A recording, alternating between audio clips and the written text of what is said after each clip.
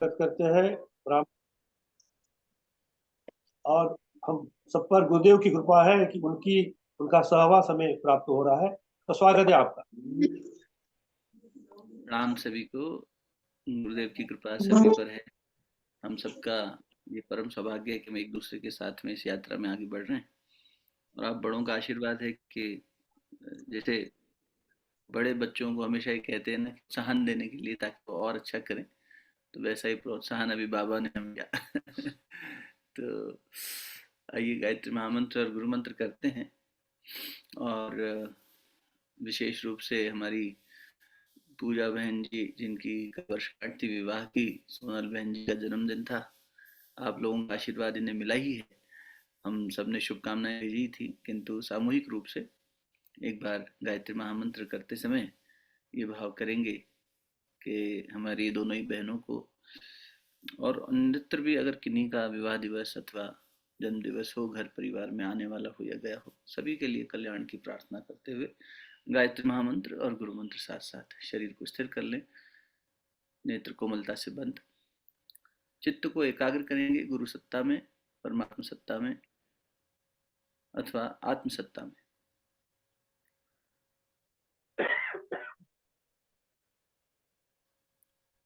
भावना करेंगे कि गायत्री महामंत्र की दिव्य शक्ति प्रातःकालीन इस ब्रह्म वेला में उदीयमान सूर्य के साथ पृथ्वी लोक पर आ रही है और साधक के अंतःकरण को जागृत कर रही है। मन बुद्धि चित्त अहंकार नेक रास्ते पर चल रहे हैं, श्रेष्ठ मार्ग पर चल रहे हैं। स्वयं माँ गायत्री जिस प्रकार अर्जुन के रथ को भगवान योगेश्वर श्री कृष्ण ने हाँका था, उसी प्रकार जीवन रूपी इस रथ को स्वयं वो ज्योतिर्मयी सत्ता, वो चिन्मयी सत्ता, आद्य शक्ति माँ गायत्री, उन्होंने लगाम अपने हाथों में ले रखी है, चाबुक अपने हाथों में ले रखा है और मन बुद्धि चित्त अहंकार को आत्मा के मार्ग पर, अध्यात्म के मार्ग पर, आत्म उत्थान के मार्ग पर बढ़ने के लिए प्रेरित कर रही हैं। आवश्यकता है तो विवश भी कर रही। ओम भूर्भुवः स्वः तत्सवितुर्वरेण्यं भर्गो देवस्य धीमहि धियो यो नः प्रचोदयात्। गुरु सत्ता का ध्यान करेंगे। गुरु न हो तो ये ज्ञान कैसे मिले? परमात्मा का ज्ञान, आत्मा का ज्ञान, सृष्टि का ज्ञान गुरु ही कराते हैं। भगवान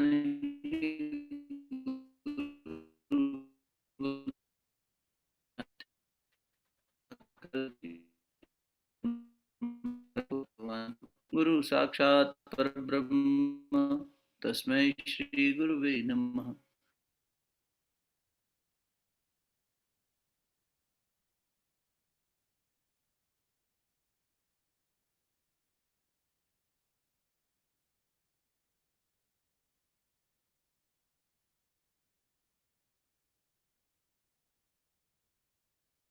वॉइस वॉइस थोड़ा ब्रेक हो रहा है यार। लग रहा है ओम धीरज भैया। विश्वानि देव दुरितानि परास्व यद्भद्रं तन्न आसुव। ओम शांति शांति शांति।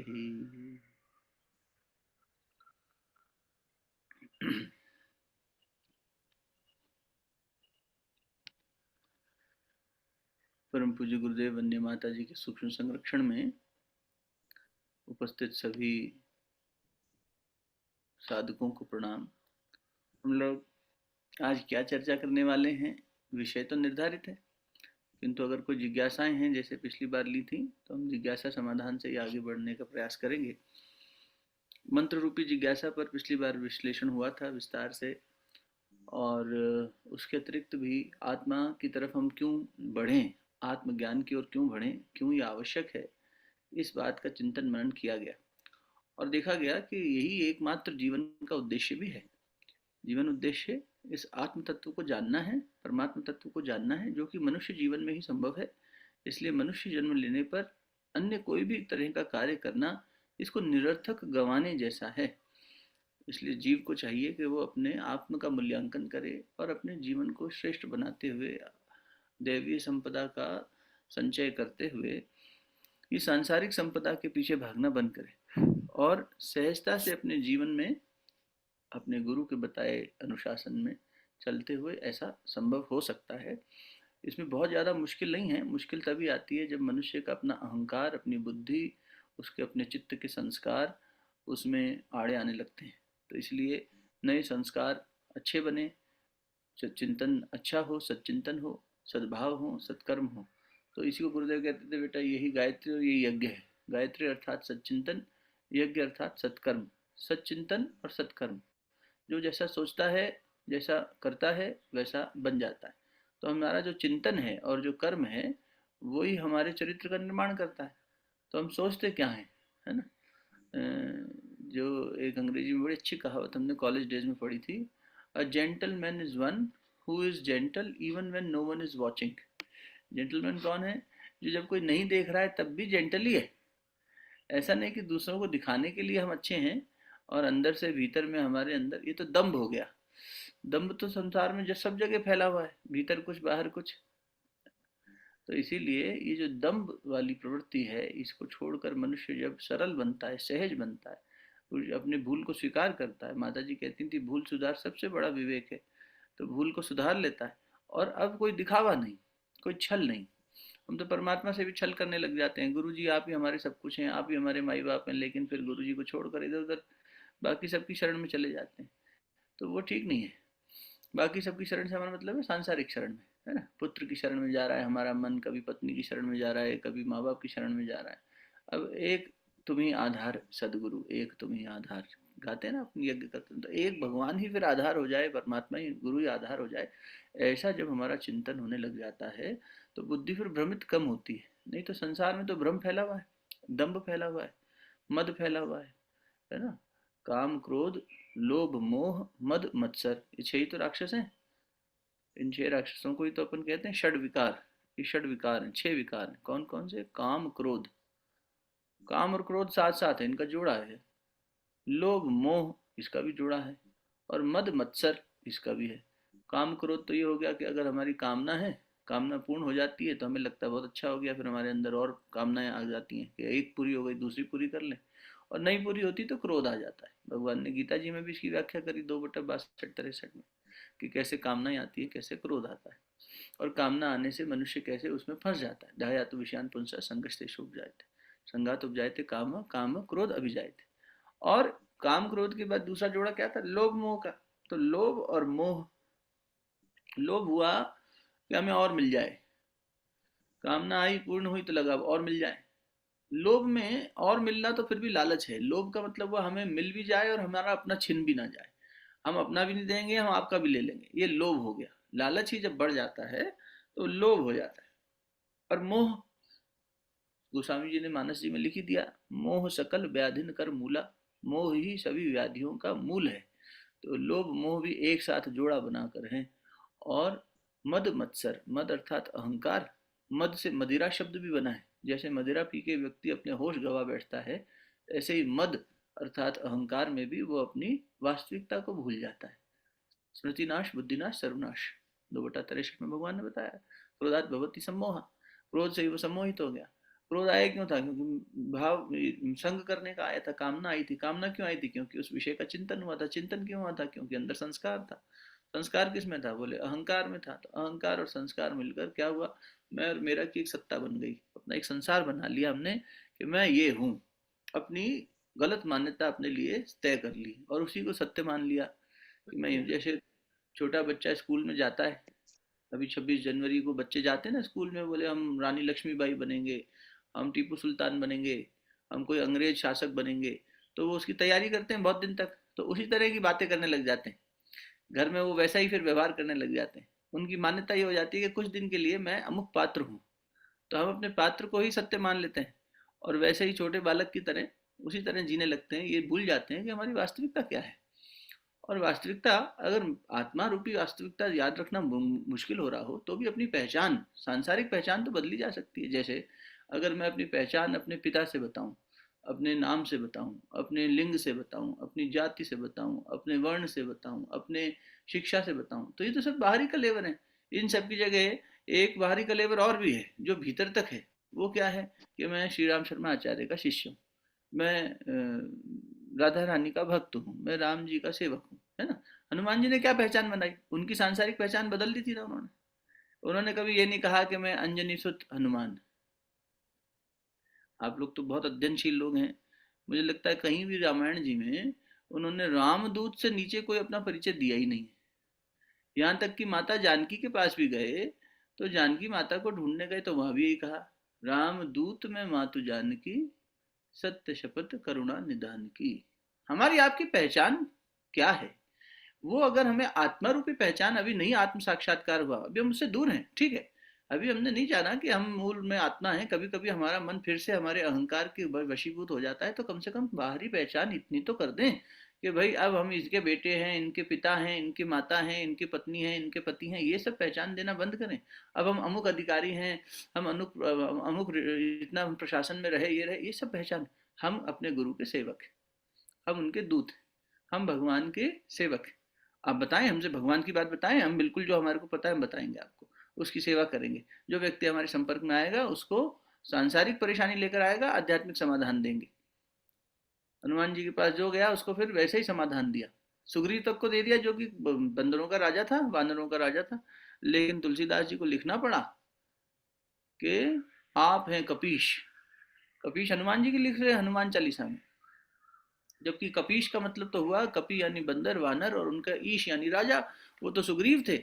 लेकिन सुग्रीव के होने के बावजूद तुलसीदास जी ने लिखा कि हनुमान जी हैं कपीश। और ये संज्ञा सिर्फ तुलसीदास जी ने नहीं दी, ये सुग्रीव जी ने भी दी। जब अयोध्या की स्थापना हुई, सब अपने अपने घर जा रहे थे, तो सुग्रीव ने उन्हें कपीश कह के बुलाया, तुम हो वास्तविक राजा, तुमने वानरों का, तुम शिरोमणि हो। तो ये पहचान जब भगवान के साथ अपनी बनाने लगता है मनुष्य, तो भी अपनी वास्तविकता का बोध उसे होने लगता है। क्योंकि बहुत बार ऐसा लगता है कि यार ये बड़ा मुश्किल हो रहा है कि हम आत्मा व अरे ज्ञातव्य है, समझ तो आ गया कि आत्मा को समझना आवश्यक है, आत्मा की दिशा में चलना चाहिए, आत्म उत्थान का कार्य करना चाहिए। लेकिन आत्म उत्थान के कार्य में भी अभी हम बहुत चल रहे हैं, तो साथ साथ हमारा जो अहंकार सूपी बाहर का स्वभाव है, बाहर का हमारा प्रारूप है कि मैं सोनल हूँ, मैं पूजा हूँ, मैं अरविंद हूँ, मैं अनिल हूँ, मैं अंकुर हूँ, ये हमारी पहचान है ना बाहर की। अब इससे हमारा इतना वो हो गया है तादात्म्य। वेदांत की भाषा में कहते हैं तादात्म्य। कैसा तादात्म्य? बोले जैसे हाथ पर, शरीर पर धूप पड़े, तो आप धूप को अलग कर सकते हैं और हाथ को अलग कर सकते हैं क्या? नहीं। आप रोशनी में बैठे हो, प्रकाश में बैठे हो, और सूर्य भगवान का प्रकाश आ रहा हो, तो अलग करना मुश्किल। क्योंकि दोनों आपस में इतने ज्यादा घुल मिल गए हैं, तादाद में इतना गहरा हो गया है कि इन्हें अलग करना असंभव सा लगता है तो अलग अलग। इसका दूसरा उदाहरण वेदांत में मिलता है कि लोहे को जब गर्म किया जाता है तो उसकी छड़ लाल हो जाती है ना, तो उस समय उसकी अग्नि को और लोहे को अलग कर सकते हैं क्या? नहीं, बोलो एक ही है। लेकिन हमें पता है कि है दो, थोड़ी देर बाद अग्नि शांत हो जाएगी, लोहा अलग, अग्नि अलग। लेकिन जब वो दोनों एक रूप इतने तादाद में उनका निकट का हो गया है कि अलग करना असंभव सा है, तो हमारा भी अपने नाम से परिचय, अपने शरीर से परिचय, अपनी पहचान जो हमने बना रखी है, दैहिक पहचान, उससे हमारा परिचय इतना ज्यादा हो गया है, घुला मिला तादाद में इतना गहरा हो गया है कि अब उससे अलग होना ऐसा लगता है कि यार बड़ा कष्टकारी और बहुत लंबी यात्रा है। तो उसका बहुत सरल समाधान है। परम पूज्य गुरुदेव कहते थे, तुम बेटा ये सोचना बंद कर दो कि ये तुम्हारी पत्नी है, इसे ये बोलो कि ये मेरी बेटी, गुरु जी की बेटी है। ये मेरा पति है नहीं, ये गुरु जी का बेटा है, मेरे जीवन में मेरे पति के रूप में आया है।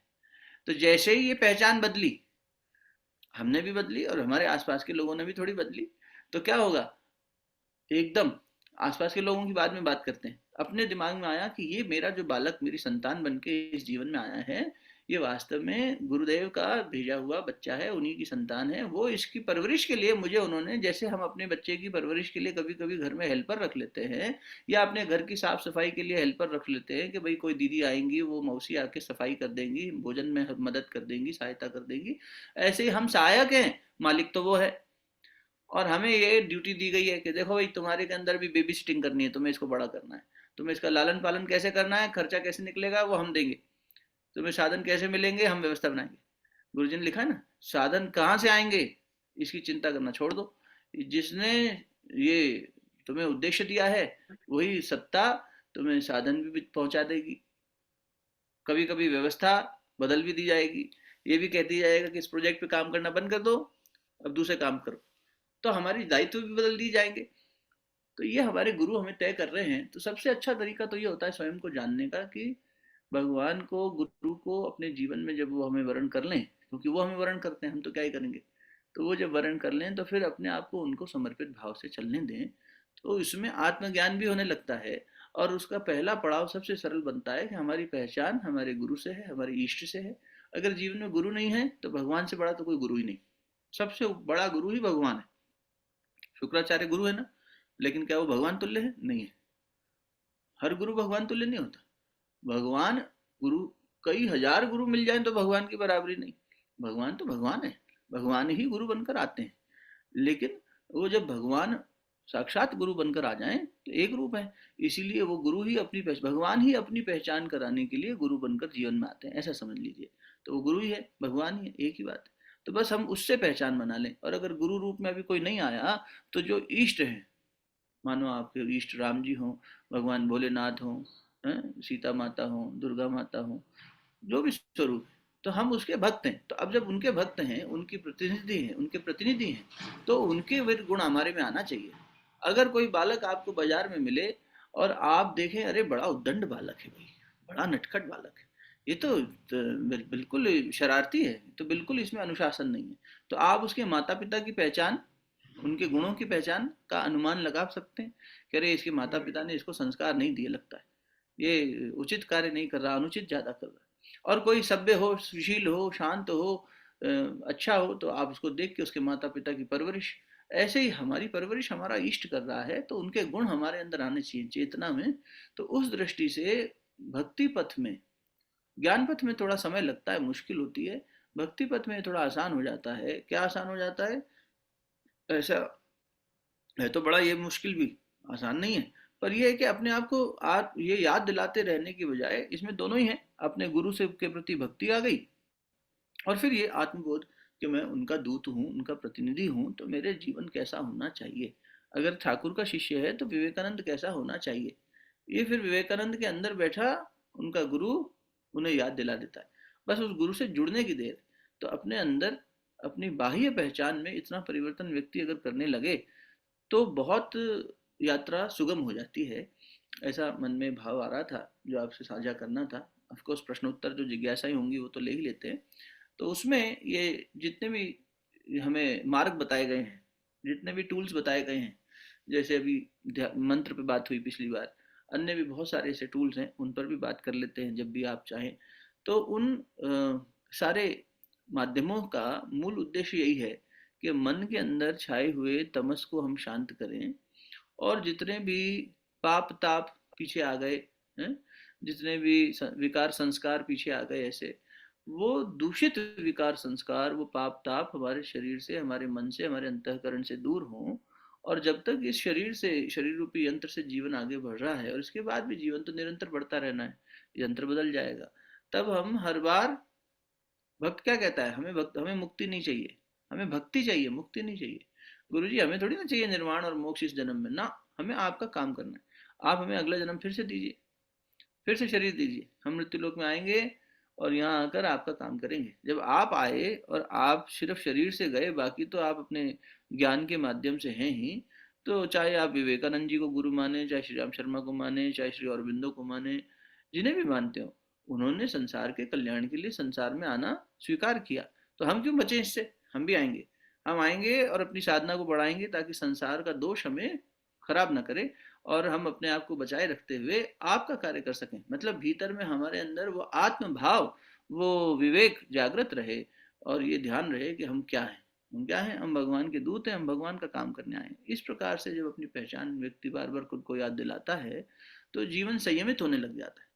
फिर जीवन में स्वयं त्याग का भाव आने लग जाता है, फिर हुए भूलों का पश्चाताप होने लग जाता है, फिर उस पश्चाताप के बाद में त्याग बहुत सहज हो जाता है, और फिर व्यक्ति के अंदर भोग वृत्ति कम हो जाती है और योग वृत्ति जागने लग जाती है। तो सरल जीवन, अध्यात्म बहुत मुश्किल नहीं है। विवेकानंद जी कहते थे ये सब समझना बहुत आसान है बेटा, लेकिन इसमें बाधा क्या आती है? तुम्हारा अपना अहंकार, अविद्या जनित अहंकार ही बाधा है। It is man's ego born out of ignorance that does not allow him to accept this universal truth which is very simple. बहुत सरल है जीवन, अध्यात्म इतना मुश्किल नहीं है। इसीलिए गुरुदेव को कहना पड़ा कि अगर आप जैसा हम कह रहे हैं वैसा कर लें 10 वर्ष, तो हम आपको आत्म साक्षात्कार की दहलीज पे खड़ा कर देंगे। और उसमें जब हम पढ़ने लगते हैं पंचकोश जागरण में कि क्या बताया, तो सबसे पहली साधना पता क्या बताई? सप्ताह में 3 बार प्रतिदिन के हिसाब से 21 बार भोजन करते हो, एक समय का भोजन त्याग दो। अरे गुरु जी, इससे आत्म साक्षात्कार की सीढ़ी हो जाएगी। हाँ, पहली सीढ़ी इतनी है, बस एक बार का भोजन त्याग कर तो देख। मनुष्य को इतना रस है जीवन में, राग है भोग में, कि उसे एक समय का भोजन भी त्यागना बड़ा मुश्किल लगता है ना। उसका विकल्प ढूंढ ही लेता है, फल खा लेगा, कुछ बना लेगा, कुछ कर लेगा। एक समय का भोजन त्यागना भी बहुत मुश्किल लगता है। अच्छा बेटा, भोजन भोजन नहीं त्याग सकता तो एक काम कर, भोजन तो तू भरपेट कर लेना, उसमें नमक मत डालना, चीनी मत डालना। अरे गुरु जी, ऐसा कैसे कर ले, अस्वाद भोजन कर ले। अरे तेरी जबान लपलपाती रहती है तो कैसे करेगा इतने हम है ना।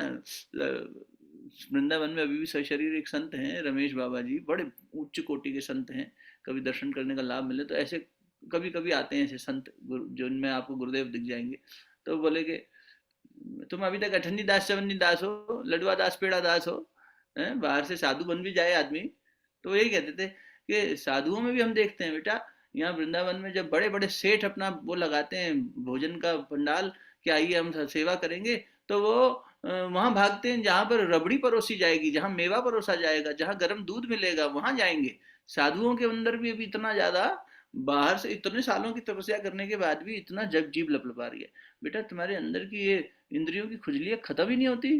गुरु जी कहा करते थे, इंद्रिय तुम्हारी इंद्रियां खुजली करती रहती हैं और तुम खुजलाते रहते हो, और फिर ज्यादा खुजला लेते हो तो जलन होती है, फिर याद आती है तुम्हें हमारी। तो ये क्या है बेटा इसमें, इन इंद्रियों के तरह भोगवादी हम क्यों हो गए?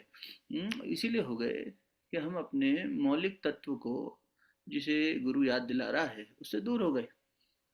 तो इसलिए सरल माध्यम हमें तो ये लगा कि हमें यार आत्मा तक पहुंचना बड़ा लंबा लगा। हमने कहा ये बड़ा मुश्किल लग रहा है हमें। सब हनुमान जी इष्ट थे बचपन से ही, तो हमने हनुमान जी की मार्ग पकड़ लिया कि अपने गुरु की, अपने परमात्मा की पहचान से अपनी पहचान जोड़ना शुरू करो। जिसके पास बैठोगे उसके गुण आएंगे। उपासना की शर्त यही है कि मनुष्य जिसके पास बैठता है उसके गुण ले लेता है, अवगुण भी ले लेता है, सद्गुण भी ले लेता है। तो ऐसे के पास बैठो जिसमें कोई अवगुण ना हो, तो तुम्हारे अंदर के अवगुण भी कम होने लगेंगे और सद्गुण आने लगेगा, और जीवन स्वयं एक निश्चित ढर्रे पर चलने लग जाएगा। और उस निश्चित ढर्रे पर चलते चलते एक दिन ऐसा होगा कि अंदर की पूरा अस्तित्व ही राम में हो जाएगा। हनुमान अब राम में हो गए। बड़ी सुंदर बात है कि हनुमान जी जब संजीवनी ला रहे थे, तो संजीवनी लाते लाते भरत जी ने देखा कि ऊपर से कोई जा रहा है। उन्हें लगा कोई आसुरी शक्ति ना हो, वो तो लीला थी भरत जी का भ्रमित होने वाले। भरत तो स्वयं राम ही है, चारों भाई एक ही चेतना के अंश हैं। तो भरत जी के बाण से जब हनुमान जी ने देखा, तो बाण का सम्मान करते हुए नीचे आ गए और मूर्छा में आके राम राम करने लगे। अब जब राम राम करने लगे तो भरत जी ने कहा कि अरे इनकी तो, ये तो हमारे कोई भैया राम का नाम ले रहे हैं। तो उठे, वो जागृत हुए, बेहोशी टूटी, और हनुमान जी ने बताया, अपनी पहचान बताई, मैं रामदूत हूँ, मैं ऐसे ऐसे, लक्ष्मण जी को मूर्छा लग गई है, सीता माता। भरत जी ने सब, पहले उन्होंने देख के कहा, अरे भरत जी आप हैं क्या? ओ हो, हम तो धनी हो गए। आपका तो नाम लेते नहीं थकते भैया राम। तो भरत जी को लगा अच्छा मुझे याद भी करते हैं, क्या कहते हैं मेरे बारे में? बोले अरे कहते हैं मेरा भरत न प्रिय है, ऐसा वैसा। फिर बोले और लक्ष्मण कैसा है, सीता माता कैसी हैं? बोले वो सब ऐसी ऐसी घटना हो गई, मैं वही लेके जा रहा हूँ। तो भरत जी ने जब उन्हें विदाई दी, तो हनुमान जी गले लगे। तो भरत जी ने कहा, भैया हनुमान, आपसे गले लगकर ऐसा लगा जैसे मैं प्रभु राम के ही गले लग रहा हूँ। भैया राम जब मुझे गले लगाते थे तो बिल्कुल यही आभास होता था जो आपके गले लगकर हुआ। अब ये घटना हुई, वहां हनुमान जी पहुंचे, मूर्छा दूर करी संजीवनी से, लक्ष्मण जी जागृत हुए, तो उन्होंने जो है गले लगा लिया भगवान श्री रामचंद्र जी ने, गले लगा ले। गुरु जी कहते थे बेटा ऐसा काम करो कि हम तुम्हें गले लगा लें, पैरों तक क्यों बैठना है तुम्हें, तुम हमारे गले लगो, हमारी गोद में बैठो, ऐसा काम हो। जैसे विवेकानंद बैठ गए ना, अपने प्रभु के साथ बैठे। आप देखें कभी भी तो विवेकानंद, ठाकुर रामकृष्ण परमहंस और माँ शारदा मणि तीनों एक साथ बैठे हैं, है ना। पूजा स्थली में आप रखते हैं या कभी जाते हैं तो वो एक साथ बैठे हैं। तो गुरु जी यही कहते थे, हनुमान राम पंचायत में 5 लोग पहले से हैं, लेकिन छठे हनुमान के बिना वो पंचायत, ऐसी अनोखी पंचायत कहीं नहीं मिलेगी जहाँ 5 पंचों की जगह 6 लोग हैं। और राम जी खुद कहेंगे नहीं, हनुमान के बिना ये पंचायत अधूरी है, तुम यहीं रुको। तो हनुमान जी ने जब ये सब प्रक्रम हुआ, लक्ष्मण जी की मूर्छा जगी। लक्ष्मण कौन? लक्ष्य किया हुआ मन, लक्ष्मण। लक्ष्य किया हुआ मन भगवान की तरफ लक्ष्य करते हुए चलेगा तब भी मूर्छा आ सकती है। ऐसी स्थितियां आती हैं साधक के जीवन में कि जब वो आगे बढ़ेगा साधना पथ पर भगवान की तरफ, भगवान के साथ, अर्जुन भगवान के साथ बैठे हैं, फिर भी भ्रम रूपी बाण ने उनको मोहित कर दिया और उन्हें गीता भगवान ने सुनाई। इसी प्रकार लक्ष्य किए हुए मन लक्ष्मण हमेशा प्रभु राम की सेवा में रहे, सोए ही नहीं पूरे वनवास के समय, जगे ही रहे। ऐसे जो भगवान गुड़ाकेश की तरह है ना, जो सोए नहीं कभी, निद्रा जयी, निद्रा पे जिन्होंने विजय प्राप्त कर ली, तो लक्ष्मण जी को फिर भी मूर्छा लगी। भगवान के साथ होने पर हमें कोई दुख नहीं होगा, ऐसा थोड़ी है। भगवान के साथ काम में लगे हुए मन का, ऐसा लक्ष्य लेकर चलने वाले मन को कभी भ्रम नहीं आएगा, कभी ऐसी बात नहीं हो जाएगी कि वो मूर्छित हो जाए, ऐसा नहीं है। इसीलिए गुरु बहुत आवश्यक है। भगवान के मार्ग पर चलते हुए भी ये स्थितियां आती हैं और आसुरी शक्तियां बाधा बनती हैं, तो गुरु उसी को दूर करते हैं। श्री गुरु चरण सरोज रज, तो गुरु कहा उन्होंने हनुमान जी को, या तो शिव जी को गुरु कहा था शुरुआत में, या हनुमान जी को कहा, एक ही सत्ता है। तो हनुमान जी जब आगे मूर्छा दूर किए इस मन की, तो राम जी ने उन्हें गले लगा लिया। और जब राम जी ने गले लगाया तो राम जी बोले, अरे हनुमान, मुझे ऐसा क्यों लग रहा है कि मैं भरत के गले लग रहा हूँ। अरे तुम्हें स्पर्श करके मुझे भरत की याद आ रही है, तुम मम प्रिय भरत ही सम भाई। तो वो हनुमान कौन है, ये बात आपसे क्यों शेयर करी हमने, ये बात यहाँ से निकली कि ऐसी स्थिति आ जाती है कि फिर आप गुरुमय हो जाते हैं, फिर आपके सानिध्य से गुरु का ही या आपके इष्ट का ही स्पर्श मिलता है कि इनसे मिले तो हमें तो फिर राम की याद आ गई, या राम मिले तो भरत की याद आ गई। तो गुरु कौन, जो भक्त और भगवान को मिलाए। भक्त कौन, भरत जी, भगवान कौन, राम जी। तो दोनों को मिलवा दिया, शरीर से नहीं मिलवाया, शरीर से तो जब मिलना तुम्हारी लीला है, चेतना से लीजिए, उनकी चेतना को आपका स्पर्श दिया है, आपकी चेतना को उनका स्पर्श दे दिया। तो गुरु उस विराट सत्ता का स्पर्श हमें देता है और हमारी पवित्रता का स्पर्श भगवान को देता है। कितनी सेवा करता है हमारी। तो ऐसा सेवा करने वाला गुरु, ऐसा हमें मार्गदर्शन देने वाला गुरु, ऐसे हमारी रक्षा करने वाला हमारा गुरु जी कहते थे, बेटा भगवान हमारा पायलट है, हमारी गाड़ी चलाता है, भगवान हमारा बॉडी गार्ड है, हमारे साथ हमारी रक्षा करता है, भगवान हमारा मार्गदर्शक है, हमारे को कहीं भटकने नहीं देता है, भगवान ही हमारे जीवन को आगे बढ़ा रहा है। तो ऐसा जब जीवन हो जाए कि जहाँ गुरु हमारे जीवन को, यहाँ रख दीजिए, धन्यवाद भैया, जहाँ गुरु हमारे जीवन को मार्गदर्शन भी दे रहा है, पोषण भी दे रहा है, संरक्षण भी दे रहा है और बचा रहा है। असंभवम संभव कर्तु मुद्यतम प्रचंड झंझावृतिरोध सक्षमम युगस्य निर्माण कृते समुद्यतम परम महाकाल ममुम नमाम्य हम ऐसे महाकाल को नमन करते हैं। किसे, जो प्रचंड झंझावातों से, जिसमें जीवन नहीं है, अभी गई अभी डूबी, उसे बचा ले जा रहा है, जो असंभव को संभव कर रहा है। आप सोच कर देखिए, जीवन में मुड़कर देखिए, जिस पड़ाव पर आज आप बैठे हैं, आयु की, अनुभव की, पारिवारिकता की, सामाजिकता की, धन की, वैभव की, यश की, आध्यात्मिक ज्ञान की, जिस स्थान पर हम और आप बैठे हैं, अपनी अपनी जीवनचर्या, अपने अपने जीवन की इस यात्रा को पीछे मुड़कर देखें, तो यहाँ तक अपने पुरुषार्थ से तो नहीं पहुंचे होंगे। केवल अपना पुरुषार्थ तो नहीं ला पाया साहब, और अपने पुरुषार्थ से जो पहुंचे में, मान लो कोई कहे हम तो अपने पुरुषार्थ से, कोई अन्यत्र व्यक्ति कहे कि हम तो अपने पुरुषार्थ से तुमसे आगे निकल गए हैं, जितना तुमने नहीं किया नवल किशोर जी उतना तो हम कर ले गए। अच्छा, तो उसका जीवन देखो, उतना शांत है क्या, उतना सुखी है क्या, उतना शांत, उतना बढ़िया है क्या, नहीं है।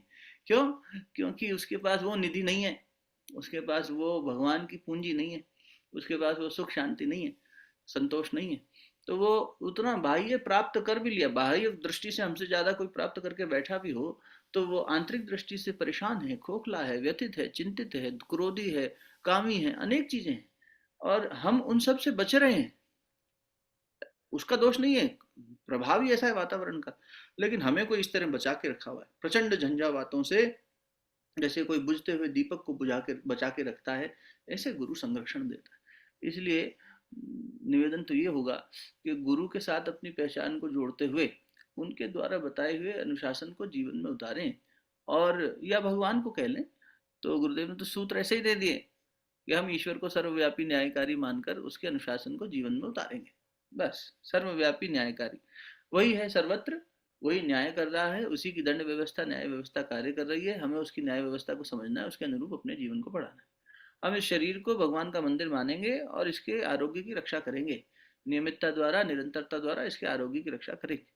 तो ये शरीर क्या है, भगवान का मंदिर है। अब भगवान के मंदिर में क्या भोग लगाना है, बस विचार तुरंत बदल गया। जहाँ दृष्टि बदली वहां सृष्टि बदल गई ना, कि ये मेरी पत्नी नहीं है, ये गुरुदेव की बेटी है, तो सम्मान बदल जाएगा उनका। बिल्कुल आपके जीवन साथी के प्रति आपका विचार बदल जाएगा, उनका आपके प्रति बदल जाएगा, विचार बदल जाएगा, भाव बदल जाएगा, सम्मान बदल जाएगा, सब बदल जाएगा। तो फिर कैसा वातावरण होना चाहिए, कैसा व्यवहार होना चाहिए, कैसी वाणी होनी चाहिए, कैसा एक दूसरे से दैनिक क्रम होना चाहिए एक दूसरे के साथ, ये सब बदलने लग जाता है केवल उस एक विचार से। इसी को गुरुदेव ने विचार क्रांति कहा। ये वास्तव में विचार क्रांति से शुरू होकर भाव क्रांति है और संस्कार क्रांति है। मूल में तो भाव चेंज हो जाना है, तो हमारा भाव बदल गया। हमने विचार दिया मन को एक, कि ये गुरुदेव का घर है। अगर गुरुदेव सशरीर यहाँ रह रहे होते अभी, तो हमारी दिनचर्या क्या होती?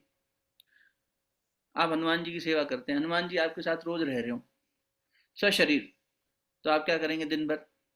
कौन सा संगीत बजाएंगे, कितने बजे सोएंगे, कितने बजे उठेंगे, क्या भोजन बनाएंगे, क्या दिनचर्या होगी, किससे मिलेंगे, किसके प्रति क्या भाव रखेंगे, सब बदल जाएगा ना। विचार करने से भाव बदला, संस्कार बदला, तो बस विचार की बात है, सारा दृष्टिकोण वहीं से बदल जाता है। इसलिए निवेदन ये है कि हम अपने शरीर के प्रति, अपने मन के प्रति, मन को कुविचारों और दुर्भावनाओं से बचाए रखने के लिए स्वाध्याय सत्संग की नियमित व्यवस्था बनाए रखेंगे। तो ऐसे सूत्र दे दिए गुरुदेव ने, 18 सूत्र दे दिए, सामाजिक दृष्टि से भी दे दिए, पारिवारिक दृष्टि से भी दे दिए, और व्यक्तिगत दृष्टि से भी दे दिए कि अपने प्रति ये भाव रखो, दूसरों के प्रति ऐसा भाव रखो, समाज के प्रति ऐसा भाव, परिवार के प्रति दायित्व निभाते समय क्या रखना है, और देश के प्रति, समाज के प्रति कार्य करते समय क्या भाव रखना है, उसको एकदम विस्तार दे दिया। मनुष्य वैसे भी जीने लग जाए, और ऐसा यूनिवर्सल दे दिया कि किसी के भी धर्म और संप्रदाय के आड़े ना आए, ऐसी यूनिवर्सल कॉन्स्टिट्यूशन दे दिया। आने वाले दिनों में आप देखेंगे यही बातें पूरे विश्व पटल पर छाने वाली हैं, जहां पर पूरी दुनिया भारत को कहेगी कि हमें एक सार्वभौमिक यूनिवर्सल सॉल्यूशन दीजिए, और मापदंड आप तय करिए, मनुष्यता को कैसे आगे बढ़ना है उसके मापदंड आप तय करिए। अब विघटन की स्थितियां आ रही हैं सारे देशों में, हम भी उससे, आँच जब आग लगेगी तो यहाँ भी आएगी, लेकिन बचे रह जाएंगे। जगत गुरु के रूप में अभी स्थापित होने की स्थिति जो आगे बढ़ रही है, उसमें यही होगा कि बाकी देश भी इस दृष्टि से भी सिर्फ इकोनॉमिक सुपर पावर नहीं है, स्पिरिचुअल अध्यात्म जीवन कैसे जिया जाए, मनुष्य कैसे आगे जिए, इसका मापदंड कौन सा देश तय करेगा, कौन सी संस्कृति तय करेगी, तब लोग हमारी ओर देखेंगे, और यही सूत्र सबके सामने दिखाए जाएंगे।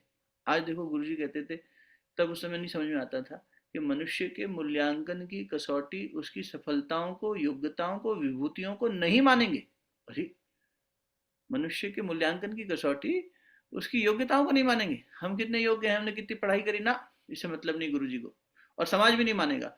जबकि आज तो समाज मान रहा है, अभी तो दिख रहा है कि हाँ भाई आप कितने पढ़े लिखे हो, लड़की के लिए लड़का ढूंढने जा रहे हैं तो देख रहे हैं कितना पैसा है इसके पास, घर का अपना बंगला गाड़ी खुद की है या नहीं है। अरे देखो 30 साल के लड़के ने अपना घर भी बना रखा है, गाड़ी भी चला रहा है, और बड़ा अच्छा लड़का है भाई, बड़ा लायक लड़का है, और शादी कर दी, पता लगा वो रोज हमारी बेटी के साथ अत्याचार कर रहा है, दुर्व्यवहार कर रहा है।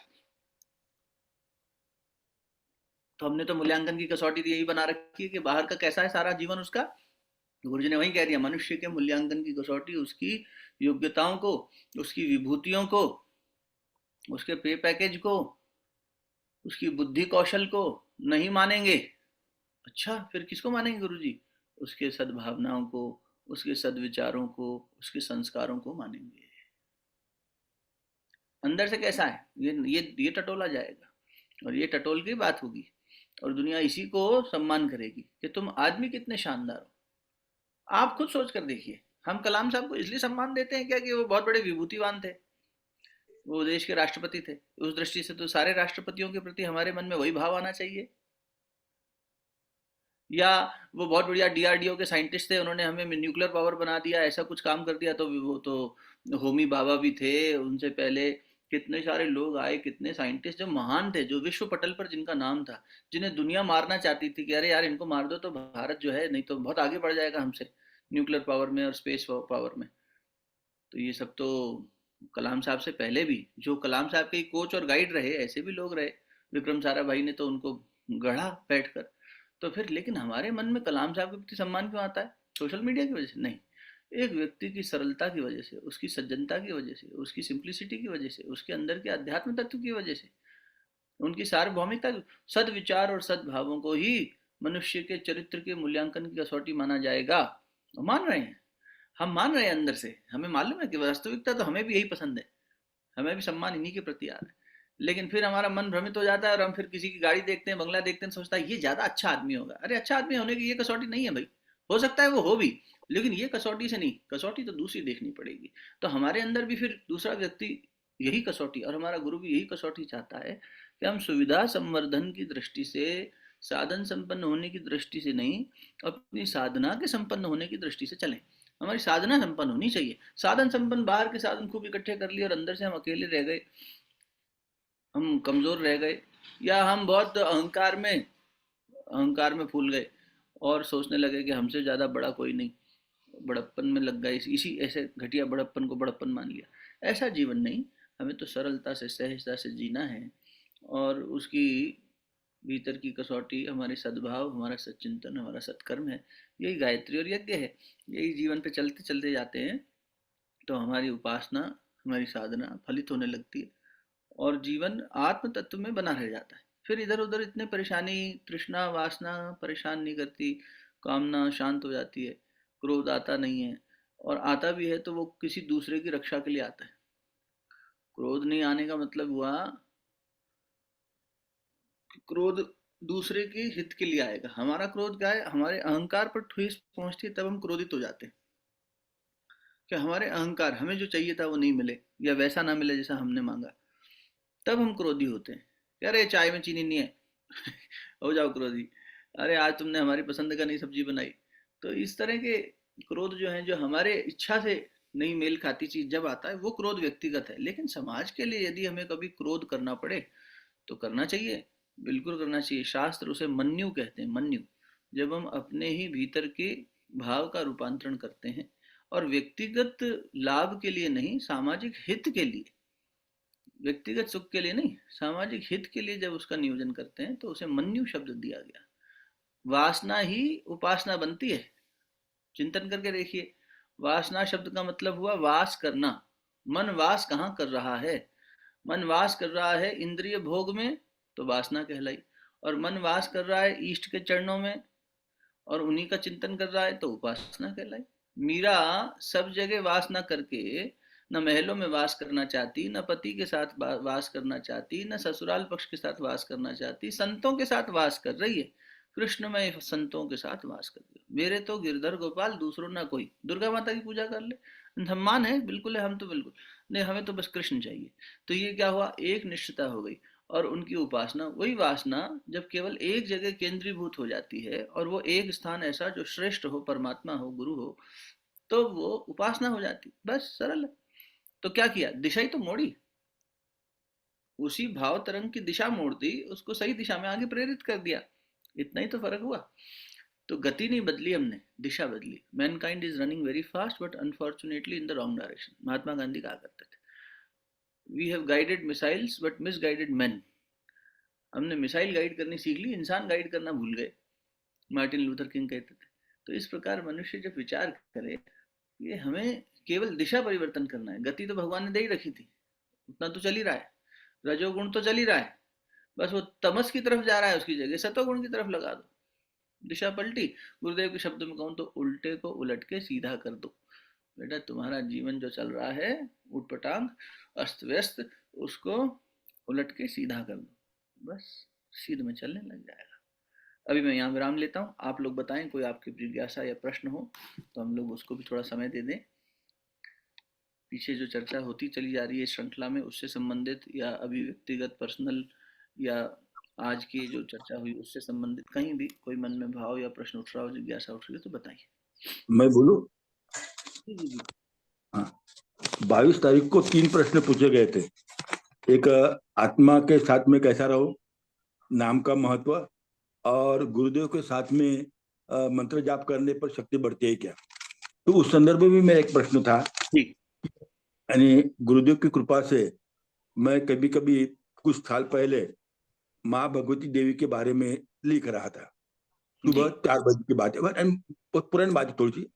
तो लिख रहा था, तो उसमें एक वाक्य मैंने लिखा कि ये कितने महात्मा लोग हैं कि हमारे दुख वो स्वयं पर लेते हैं, हमारे दुख वो स्वयं पर लेते हैं। तो ये लिखते लिखते ही यानी मेरे यानी यानी शरीर में कुछ तो भी हो गया और आंसू बहने लगे, और थोड़ी देर में मैं रो भी रहा। तो जी मेरे फैमिली वाले बोल रहे तुम रो क्यों रहे, तो मुझे कुछ यानी उनको बताया नहीं गया, और मैं थोड़ी देर के बाद में शांत हुआ।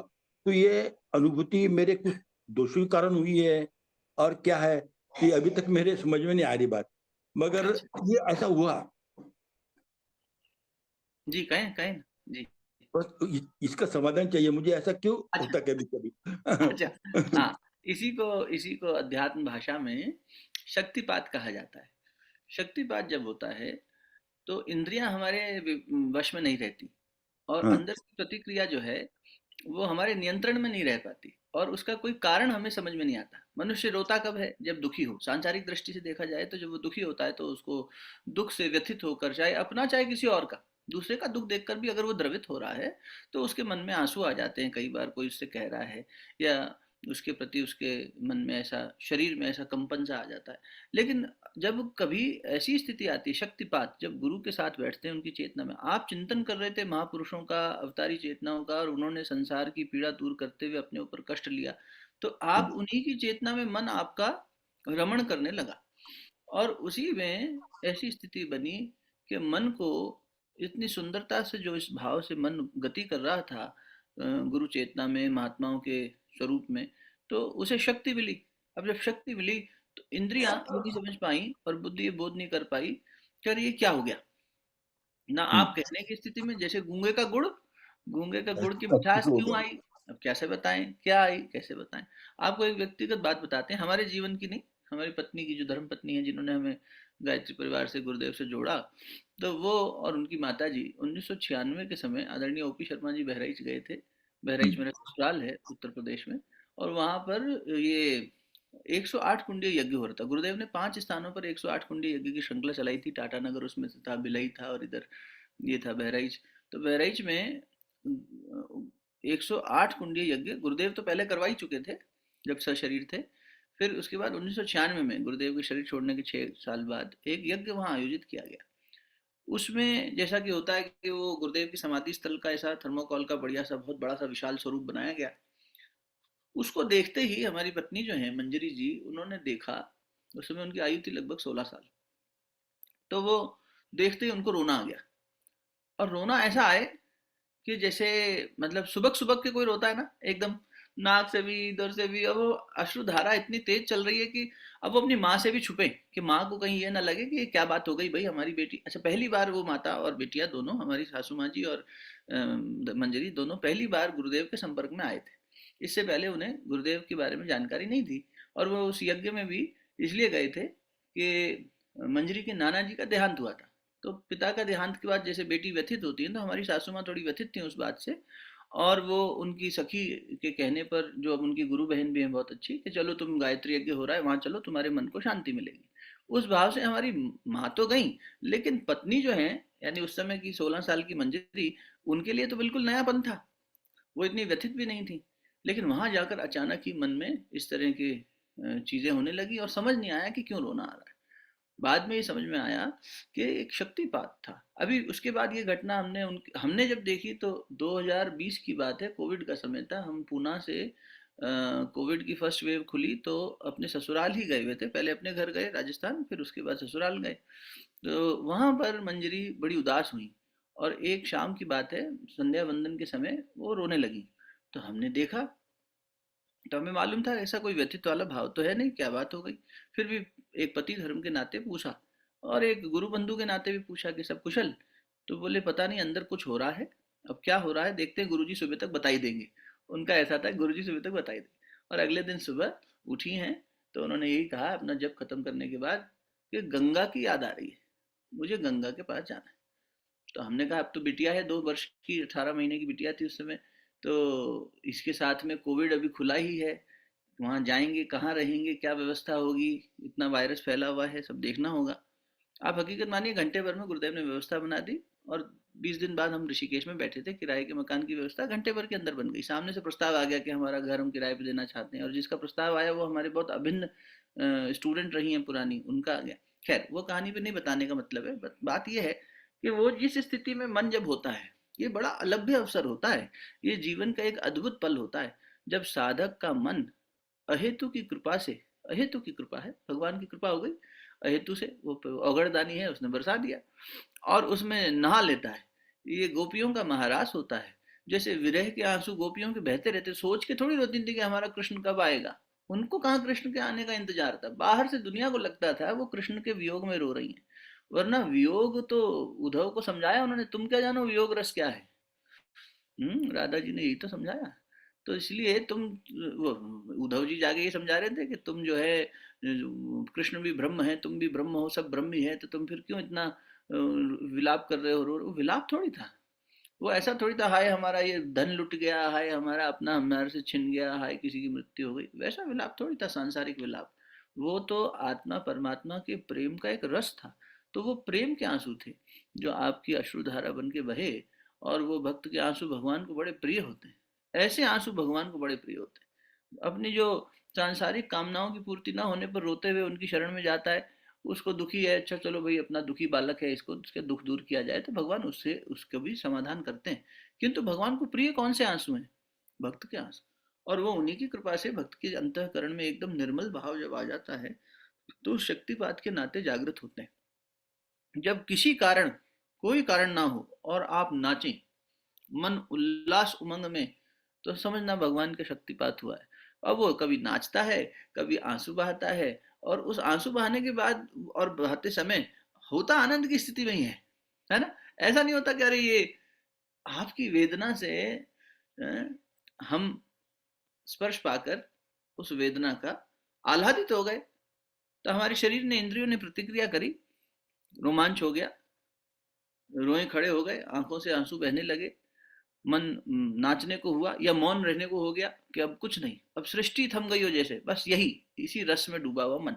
तो वो तो बहुत एक सुंदर स्थिति थी। आपकी उस चेतना को हमारा बारंबार प्रणाम जिसने उसका अनुभव किया।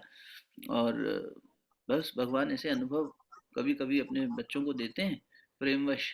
और इसमें चेतना एक ऊंची छलांग मार लेती है। ये एक तरह से जब अगली पड़ाव में ले जाना होता है तो भगवान ऐसी गति दे देते हैं। तो बस जहां तक मेरी अल्प समझ है, उसके आधार पर मैंने प्रयास किया आपकी परिस्थिति के साथ और मनस्थिति के साथ न्याय करने का। और ये शक्तिपात था, मन मेरा तो ऐसा पूर्ण मानना है। मन हल्का हल्का सो गया था। धन्यवाद।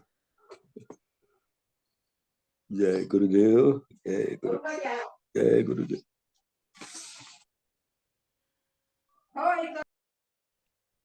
जी, और कोई जिज्ञासा? प्रणाम भैया। करना ये चाहिए। बहुत जी बहुत आपने कुछ धन्यवाद अंकुर भाई श्री जी का। दीदी तो कुछ आइए कह रही शुरू बाबा। करते हैं। पिताजी हेलो तो आप ग्रुप पर डाल बाबा। सकते हैं के लिए। जी आज किसी का सवाल है।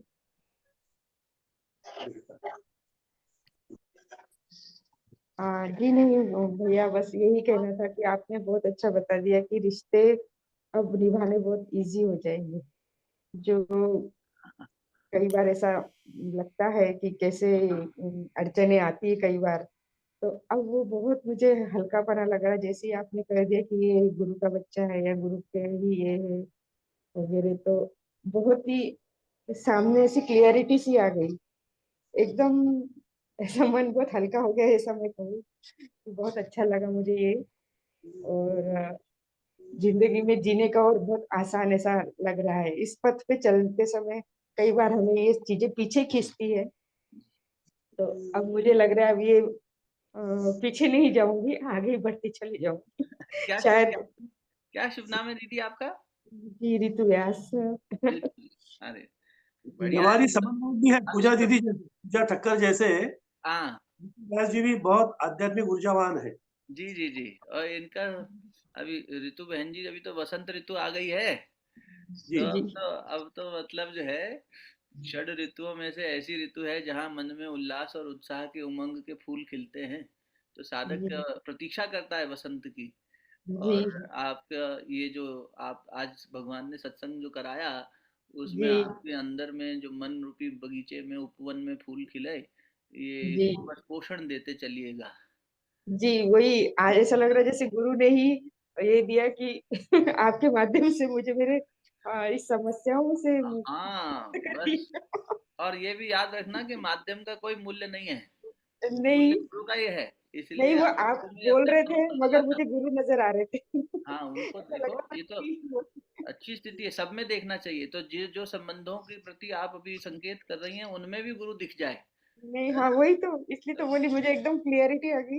यानी बोझ जो मन के वो हल्के हो गए। गुरुदेव ने रिश्तों को लेके। गुरुदेव जी। ने पिछले जन्म में ठाकुर रामकृष्ण परमहंस के जन्म में भी ऐसे ही समाधान दिए थे। एक महिला उनके पास गई तो उन्होंने कहा संसार में कैसे जिए। तो पहले तो ये पूछते थे तू काम क्या करती है। तो उसने कहा कि देखो जी, मैं तो घर घर जाके बर्तन धोती हूँ, बच्चों को खेल खिला देती हूँ, उनका लालन पालन कर देती हूँ। तो बोले बस वैसे ही जवाब दे दिया भाई, जैसी जैसी स्थिति होती है वैसा जवाब दे तो व्यक्ति उससे संबंध बना पाता है। तो ठाकुर ने जी। कहा कि तू जैसे किसी के घर जाती है तो उसके बच्चे को गोद में खिलाती है तो क्या कहती है। बोले अरे मैं बोलती हूँ, अरे मेरा लल्ला, मेरा प्यारा बच्चा, उसको दूध पी ले, मेरा राजा बेटा, उसको लोरी सुनाती हूँ, उसको सुलाती हूँ। तो बोले लेकिन तेरे को पता रहता है ना कि ये बच्चा तेरा नहीं है, तेरा बच्चा है या तेरा घर कहीं और है। तू जिस घर जी। की साफ सफाई कर रही है वो घर तेरा नहीं है, वो कहीं और है। इस संसार में ऐसे ही रहना है कि ये सराय है, यहाँ हम आए हैं इसकी सेवा करने के लिए, इसका ख्याल रखने के लिए, इसमें जो संबंधी बन के आए हमारे साथ उनका सेवा करने के लिए। और ये मेरे नहीं है, मेरे नहीं है, ये मुझे दिए गए हैं ताकि मैं इनकी देखरेख कर सकूं, सेवा कर सकूं। ये भवन जो मुझे दिया गया है ये मेरा हमेशा थोड़ी रहने वाला है, नहीं रहने वाला ना। जिस घर में आप जब सही। ब्याह करके आए, विवाह करके आए, उससे पहले तो इस व्यक्ति को जानते ही नहीं थे जो आपका जीवन साथी है, जिस भी सही है। अवस्था में हो। जो संतान जब जीवन में आई नहीं थी तो आप जानते ही नहीं थे उसको, वो कहीं और थी, जी। किसी और लोक में थी, वहां से उतर के आपके गर्भ से संसार में आई। तो ये संबंध कभी थे कभी नहीं रहेंगे, ये आए हैं तो हमारे कर्म फल के नतीजे से आए हैं, और इनके साथ निर्वहन करते हुए सेवा भाव से जीने का एक सरल तरीका गुरुजी ने यही दिया कि बस ये मान लो कि ये मैंने तुम्हें दिया है, और दिया भी है, हम कह तो रहे हैं, इसको और हाँ। गहराई से मान लो तो तुम इसकी सेवा करो फिर। अब गुरु जी ने दिया है तो बड़ा अच्छा होगा। अब जी। अब भले ही वो हमें कष्ट दे रहा हो तो हम गुरु जी से जी। कहेंगे गुरु जी आपने दिया है और मुझे ये हम्म। कष्ट हो रहा है, तो जी। ये कष्ट यही होता है। अब ये कष्ट दे रहे हैं हमें, अब हमें कष्ट ये हो रहा है, हमें इनकी चिंता भी सता रही है, जी। हमें हमें इनसे परेशानी भी हो रही है, ये हमें पीछे भी खींच रहे हैं।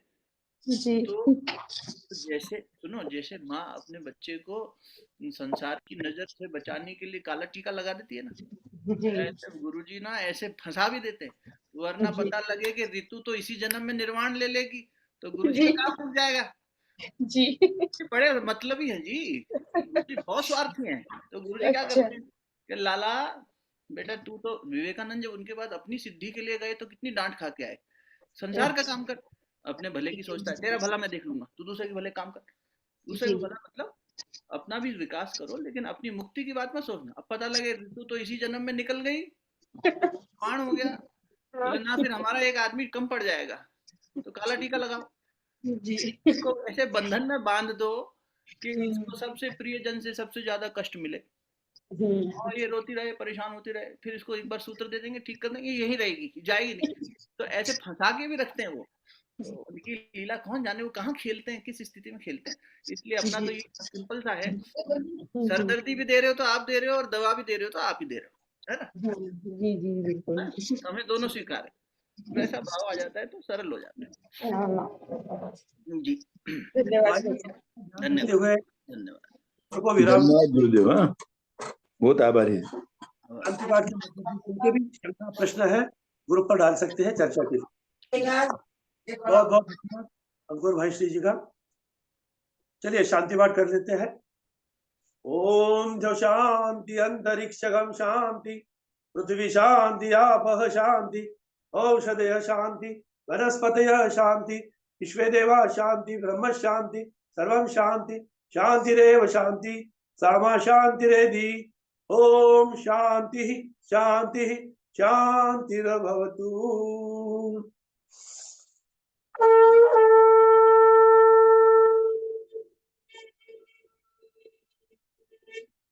बोलिए सच्चिदानंद भगवान की जय, सब संतन की जय, आज की आज के आनंद। आनंद की जय। सबको राम राम प्रणाम, जय सिया राम, हर हर महादेव। हर हर महादेव।